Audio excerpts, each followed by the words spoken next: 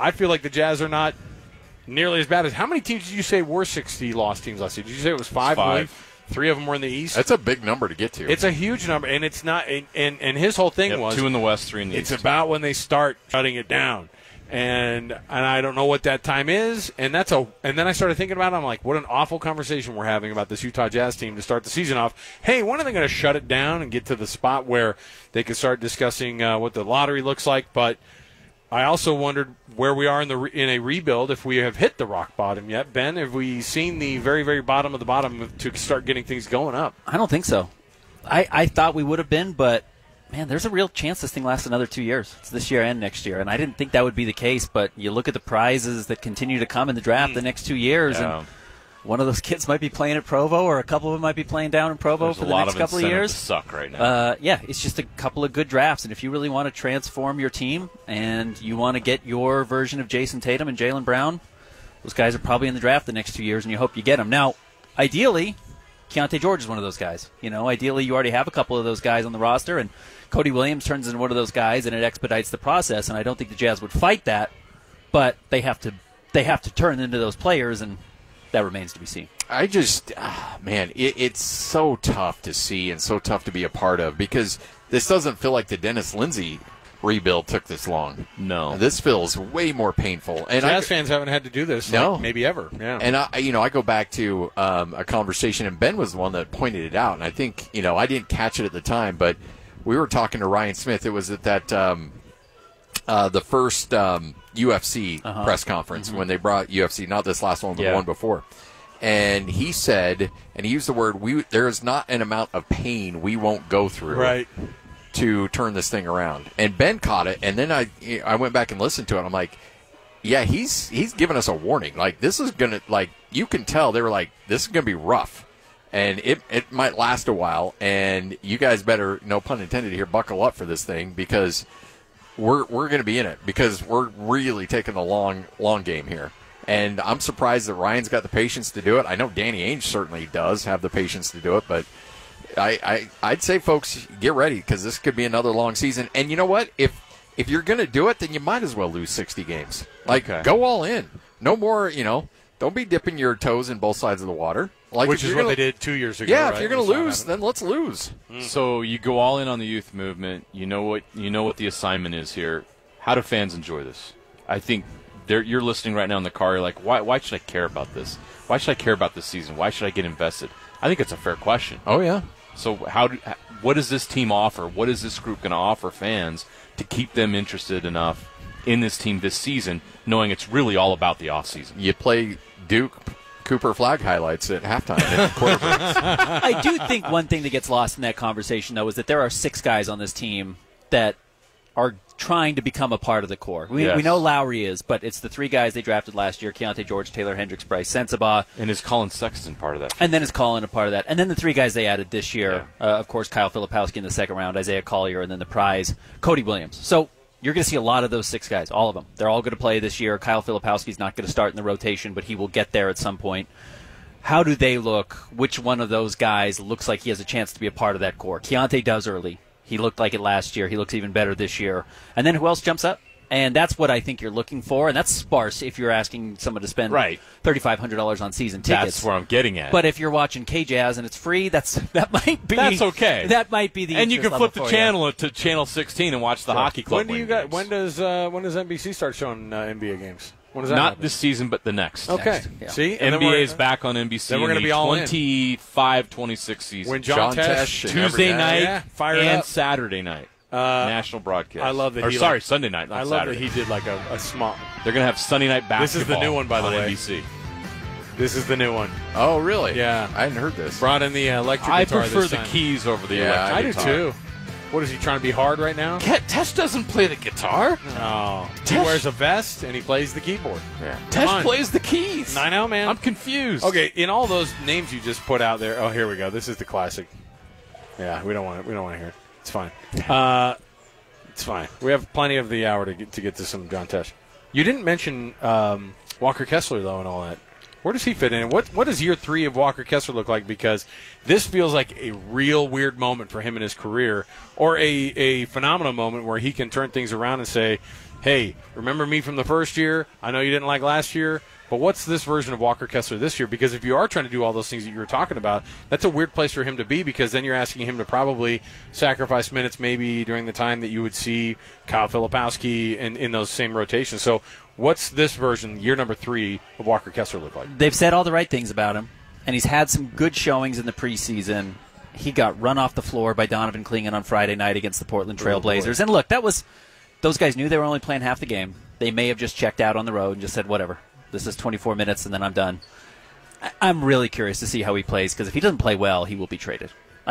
While he still has value, and his name has been thrown around in so many conversations. Clearly, the Knicks wanted him. The Pelicans have talked about him, apparently. That's kind of what I've heard. There are teams that have shown interest in Walker Kessler.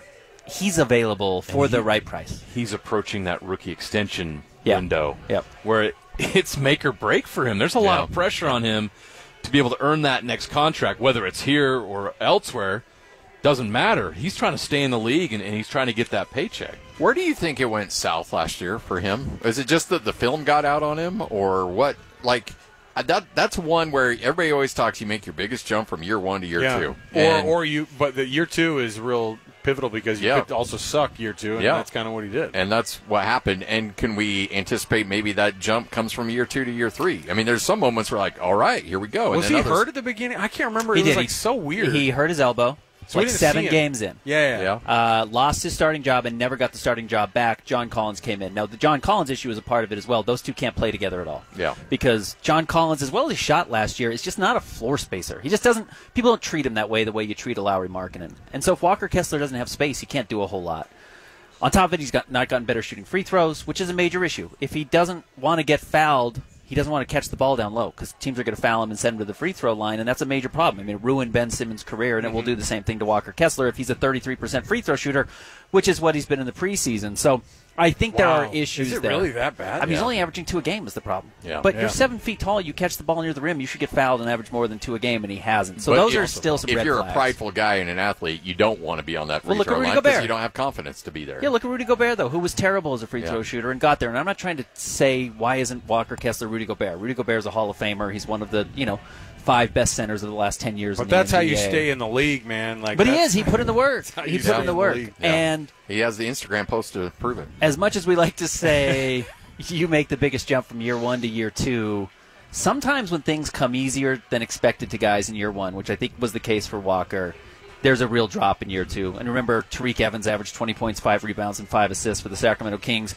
and beat James Harden for the Rookie of the Year, and no one's ever heard of Tariq Evans again, and James Harden's also going to the Hall of Fame. So that easy first year can be a curse as well. So Walker's just got to show that he wants it. And look, that's a big question for a lot of 7-footers, because why do a lot of 7-footers play basketball? Because that's what they do at 7 foot. What are you supposed to do? How else are you going to make $4 million? Yeah. So does he want it? Does he love basketball? Those are all the big questions that Walker is going to have every opportunity to answer this year. And if the Jazz feel like, you know what, A, he doesn't have it, or B, this is the bigger question for Walker, the league is trending away from that type of player. Right. Are they better off just leaning into Kyle Filipowski's development? This is a terrible practice, but I'm here for it. I also love this kind of stuff. If you were to guess, I'm going to throw some names out there. You tell me who's still on this roster at the end of the year. John Collins. Yes. Jordan Clarkson. Yes. I'm going to say no on that. I got no on that, too. Movable contract for sure. Yeah, that's the closer you get to the end of his deal, the more movable he is. At a deadline when a lot of teams are going to be jockeying for playoff He's at $13 position. million. You need a team that doesn't have an offensive identity coming off the bench that Jordan can step in and fill right away. There's going to be a lot of teams in the playoff mix that think they're one player away. Well, no, okay. So who else could be in that category of thank you, we're going to move on from this. You're just on that line of being good enough that we don't need that right now. And you're valuable enough on the trade block that you could be a part of that. Is there somebody else who's on that? Is Colin Sexton? That's the obvious one. But I don't know, man. I really like Colin, and his age matches the timeline of this young group. Yeah. There's no reason why he can't be a member or a key part of your team moving forward when they actually finish this rebuild and are good. He'll be in his prime. Maybe as you said it last hour, it was either you or Hans who said that was the best player on the roster last year. I said that, yeah, he was. Because and Lowry didn't play a lot of games last year, and so Colin was the best player, and he really improved last year. I just don't. When I look at kind of where this team is, and I look at the names that are on there, and you look at just like I was comparing the two rosters from last year to this year, and it's interesting just like to see the amount of movement that goes on kind of behind the scenes. So many names that we were yelling out last year, like, oh man, Simone Fontecchio, why was he in games? It was a combination of like he busted his butt, and it was also kind of working for the idea of we don't need to have the world beaters out there on the floor. And then guess what? He got pretty darn good. He got valuable. Yep. Gone. Right? They got to pick out him. Do they start shutting the word shutting it down keeps happening too, because we were talking about this last hour with DJ. He goes, they got to shut him down earlier. If that happens, then when I don't know when a team quote unquote shuts down earlier than the trade deadline or the All-Star break, kind of around that. Is there any version of that where they go, hey, mid-December we're already feeling this and it's going the other direction? Well, I mean, as long as you have marketing on the roster, it's tough to shut it down. And I would say, if the contract would allow, which it doesn't, I would say watch out for him being moved. But obviously he's around for the full season. But I think, frankly, I think they shut it down on draft day when they took another 3 guys and we knew we were going to have 6 rookies and no movement happened whatsoever. It wasn't for lack of trying. I know for a fact they tried to make some magic happen there in the offseason. There wasn't a lot out there. But, ultimately it takes 2 to tango. Yeah. And as soon as they got to that point, and to be honest, Justin Zanuck and Danny Ainge, they were pretty transparent on the whole thing. Like, we could go one of 2 ways, and we'll try to go big game hunting. And if we don't go big game hunting, then we're going to go and invest in our youth. And we're finding out more and more that it was kind of close with the Warriors. Oh, like, yeah. It was right there. Sure.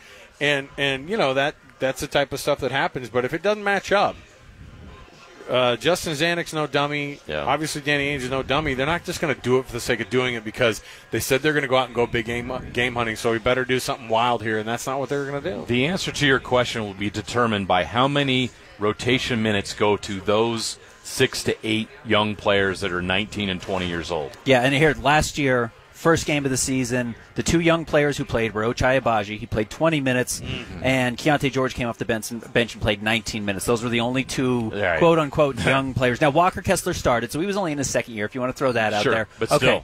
3 guys played a total of 60 minutes or so. You're going to have Cody Williams, Taylor Hendricks, Bryce Sensabaugh, Keontae George. It would be Isaiah Collier. He's hurt. The injury report just came out. He's not playing tomorrow. It'll be Patty Mills for now. But when Isaiah Collier comes back, he's going to play. You're going to have 5 guys in the rotation that are in their first or second year. I mean, those teams lose. That's a bad basketball team. That's how you do it. Patty Mills is in the game. So this doesn't have to be a tear down, move some guys at the deadline. You're already there day one. Yeah, there's no shut it down. They shut it down by not signing anybody. Yes. That's when they shut it down. That's what I said, draft day and right, free Scotty. agency is when they shut it down. Yep. Hey, I want to mention we're doing our basketball roundtable here every Friday. JJ and I, throughout the hockey season, are going to be chatting with Andre Tourney. By the way, coach. how great is he? The best. And you know what? And this is a difference, too. He doesn't shy away from any questions. I know. He welcomes them all. Bear's awesome. And so we're going to have him again on Friday. And if you hear us during the interview mention the keyword Sharks, then you're going to get yourself – don't do it right now. I said it like that, but don't do it like that. Well, he got to be careful because he's not going to say Sharks. He's going to say Shark. Yeah, he's not a plural guy. He's not into that with the French Canadian accent. Got a tough one against the Shark. Against the Shark, and our player are good guys. Our good guy. Yeah, I'm starting to get the Bear down, and it's an awesome got the thing. French Canadian accent. You listen to him though on those Fridays, and he gives you stuff that you don't get. It's stuff that head coaches you wish they would say. I love it's educational. Yeah. It's awesome stuff. So listen on Friday, and we'll give you some of those tickets if you're calling number 12 and you hear that keyword on Friday for the Hockey Club and the Sharks on October 28th. We'll take the break here. We'll come back. We'll cut JJ loose because he's got to do some TV, but Ben and Scotty G are going to hang out. We're going to jam a little bit more on some of this final portions of our basketball roundtable. So stay right here with us. We're at the South Jordan location of JCW's 97.5 The KSL Sports Zone. And now, a look at traffic from the KSL Traffic Center.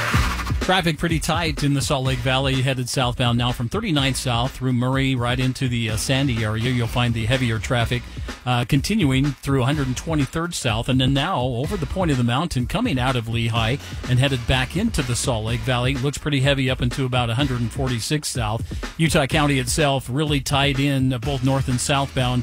This between Orem and American Fork. It's just a heavy traffic pattern right through the area there. And if you're in Provo, about 1750 south, 1720 north in Provo on State Street, traffic's tied up due to an accident investigation there as well. Salt Lake Valley on Bangerter Highway, heavy pretty much from, looks like the 201 leading over to about 47 south, and Mountain View Corridor really tied in there about 5400 south, leading back to about 35th south. Some heavy traffic in that neighborhood also. From the KSL Traffic Center, I'm Mark Christiansen on 97.5, the KSL Sports Zone.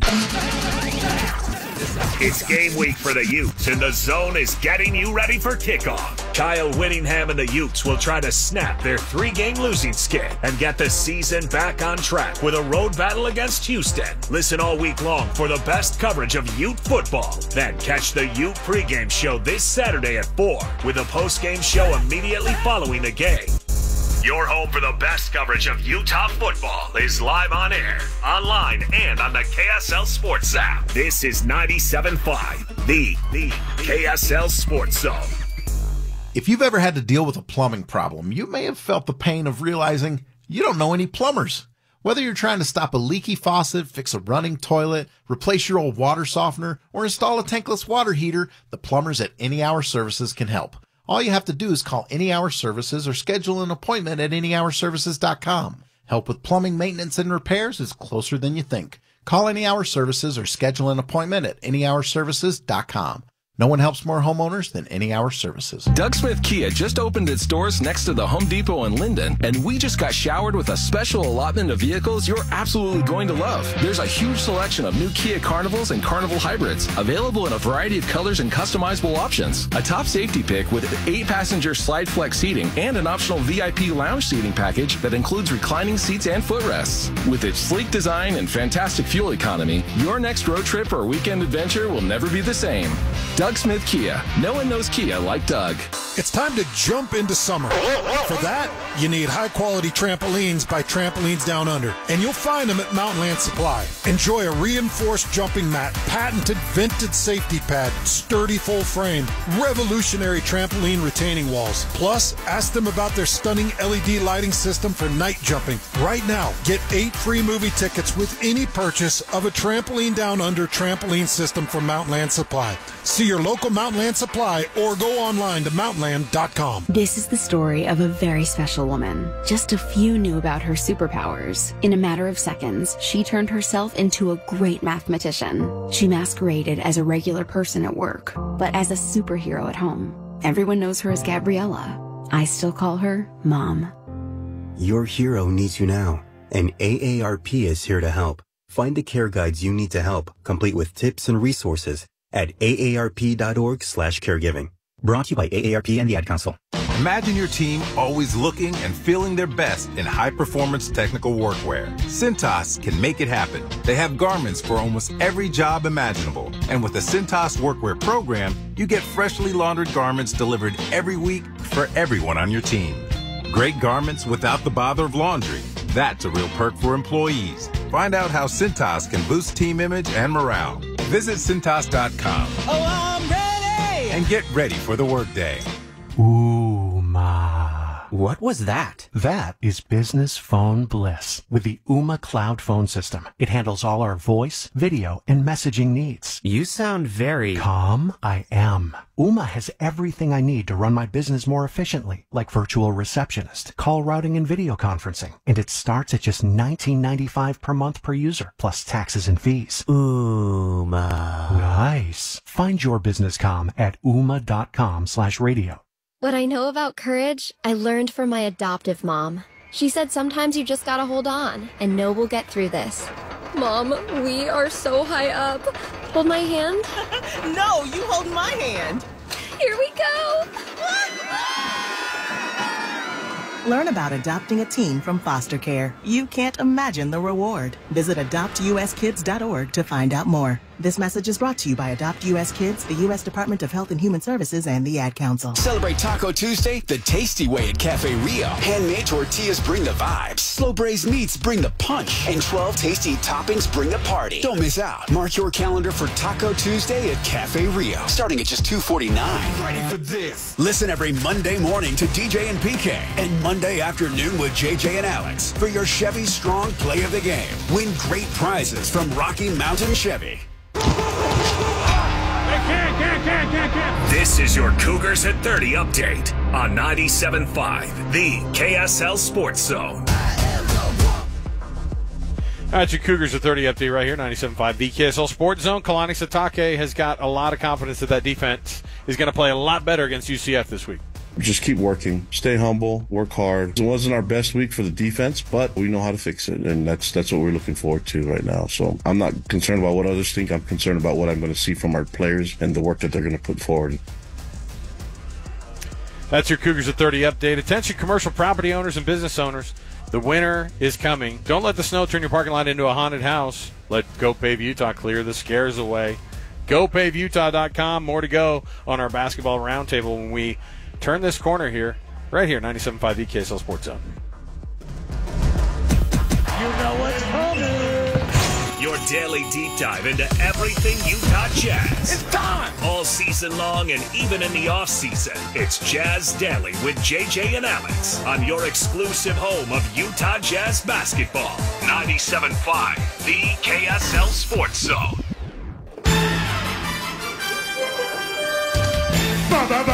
Basketball, gimme the ball because I'm gonna dunk it!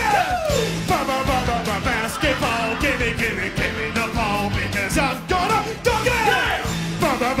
Basketball. There's the John Tesh with lyrics, by the way. If you have not watched Tim Robinson's I Think You Should Leave on Netflix, you're doing yourself a disservice. Yes. Well done. It's listen, it's not for the kids. Nope. It might not. But high quality entertainment. Might not be for your wives or girlfriends either. But you watch that thing, it is absurd comedy at its best, and I'm there for it. I'm there for all that stuff. And he used to write. Is the kind of guy. Tim Robinson got kicked off of SNL because he was just too weird of a writer, which I love. It's right up my alley, man. Hey, it's a Tuesday, which means it's a Jazz Ticket Tuesday.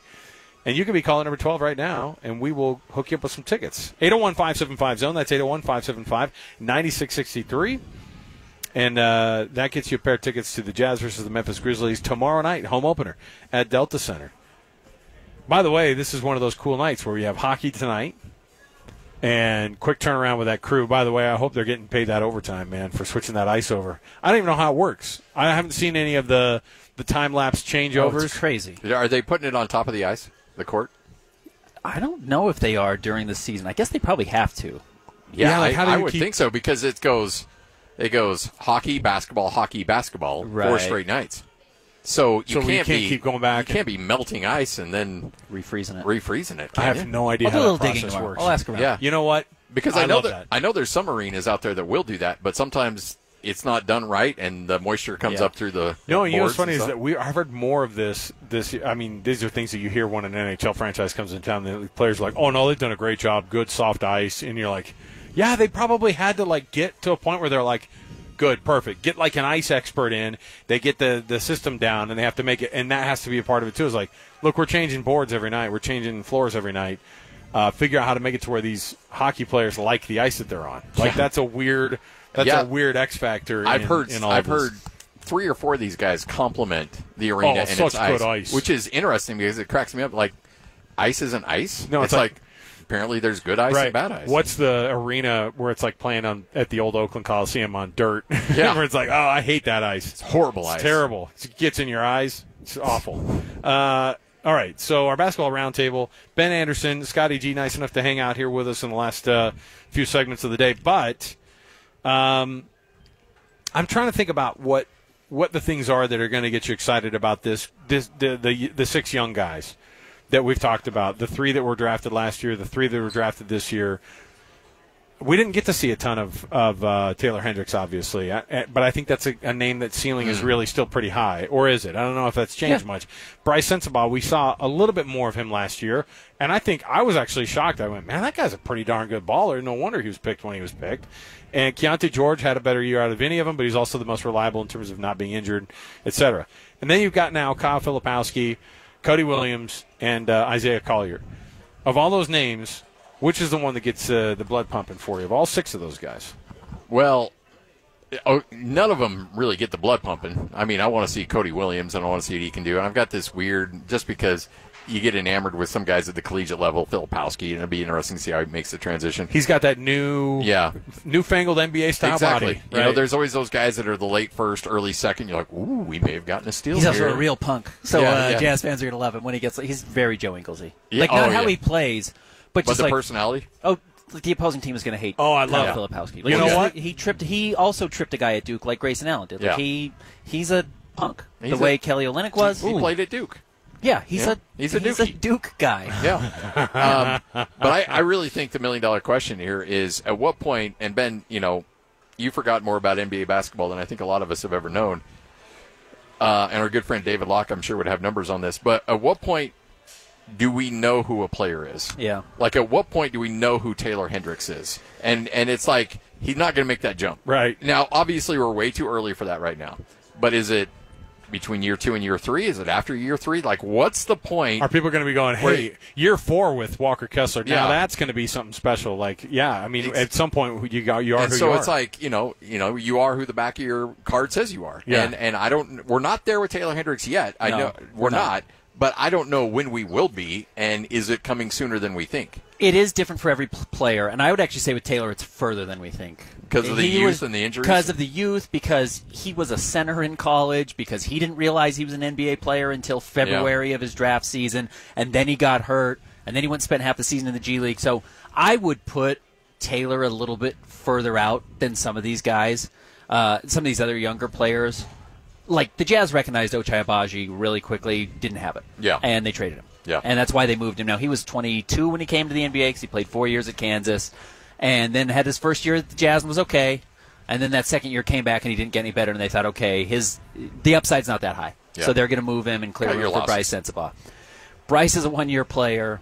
You know, Keontae was a one-year player. I'm talking college. Taylor was a one-year player. They're going to give those guys a lot of runway. Walker wasn't a one-year player. He did 2 years, North Carolina and then Auburn. So they'll give him a little less runway, but he has shown, you know, kind of some of the things he can do during his rookie season. So I'm not sure.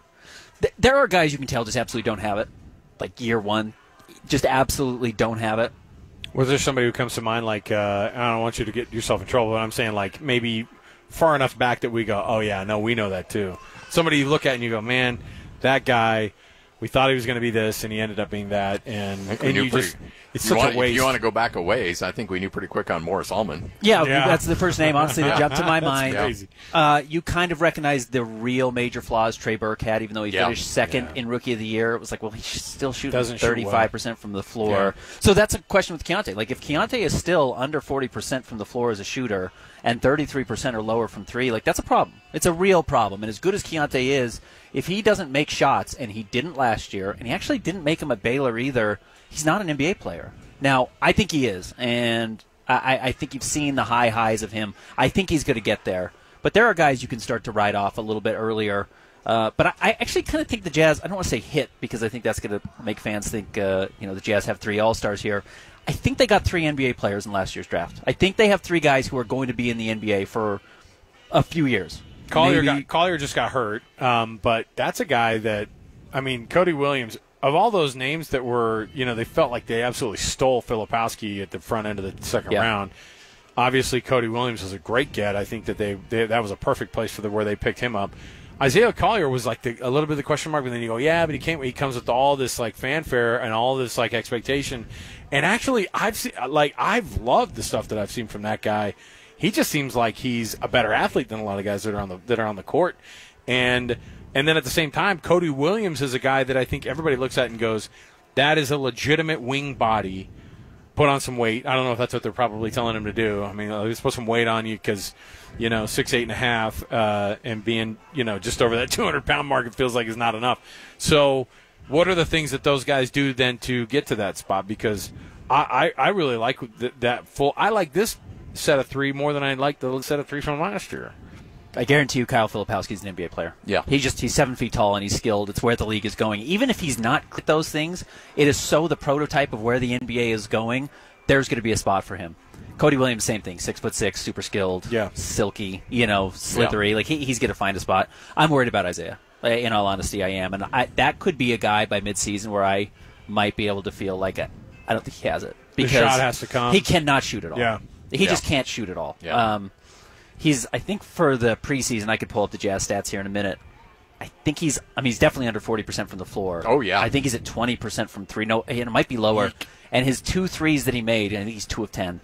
Both of them hit the backboard first. Yeah. Okay. So how we would have made the 3 pointers. Correct. Yeah, right. Yeah. So if he can't shoot at all, you can't be a guard in the NBA. No. The league is just too talented. It's too fast. And because he was a late first-round draft pick, teams just move on. Like, I had somebody tell me last year that was kind of close to the team, hey, if Bryce Sensabaugh doesn't work out, who cares? He was the 28th overall pick. Yeah. Like, it doesn't matter. Collier's what, 29? He was 29. Yeah. So if they felt that way about Bryce, and they're just like, yeah, whatever. Like, he's a low pick. It didn't matter. Yeah, it's house money. Yeah, right. If Collier doesn't work out, like, who cares? Right. And then I if kinda think Filipowski they're works gonna out, feel that way. and if Filipowski works out, which he probably will, then you go, wow, we got geniuses in the front office. Yeah. That's the kind of stuff that's made of. Well, honestly, if you look at the numbers here, Ben, if you combine the 6 and you get 3, maybe 4 of them that are NBA rotation players guys, in some way, shape, or form, that's a success. If you get 4, you're celebrating. Yeah. You're dancing. 4 guys, like 4 guys that are NBA rotation players. You only have 9 guys in your rotation. Will Hardy plays 10. But if you've gotten 4 of those guys in the last 2 years and you control them for the next 8 years, because that's how long you control NBA rookies, you're tap dancing. Because I'm saying, if you think all 3 of the guys last year were NBA guys, then and you get one of these guys, which we assume would be Cody or Filipowski, but there's a good chance it could be 5 out of 6. And not to be macabre, but just like sometimes you need guys to hit so you can trade them. Yes. Like you can't trade an asset that nobody values. That's a huge part of this. It's like, that guy, we got to move him, but man, I want him to get good for a second here. Yeah. And yeah, that's for tough. sure. That's tough for fans because then they go, I like what he's doing lately, and you go, hey, don't marry yourself to Simone Fontecchio right now because that guy's going to be gone in February because he's playing over what his he's playing over the skis there. So I don't know if it was Danny or Justin. Somebody had a little slip of the tongue when they talked about these youngsters, like we need to develop our assets. And I'm like, ooh, I don't know if that's the word we need to be using here, but I think they kind of did a second, but essentially but that's every one as of those rough as it is, and Maccabi, as you mentioned, I mean it's a little draconian, but it's like, you know what? Okay, they are. But what that's they why are. you hire Danny Ainge. Of course, like you hire Danny Ainge to be business. cold. Yeah, Danny will trade his mom for the right draft pick. I'm telling you, the other thing that happens with this is you have something that we watched happen all the time is somebody goes, oh yeah, you've got these, but we talk about the assets like it's amazing when they're not people's names. Yes. So why should it change when they come into the program, especially when you're paying them $4 million as a rookie? Hey, look, I'll be an good. asset for $4 million. You can treat me like an object. So I do my mailbag every Tuesday, and I had some fans asking like, is it going to be okay if John Collins isn't playing? Like, how's it going to be? It's like he's making $25 million.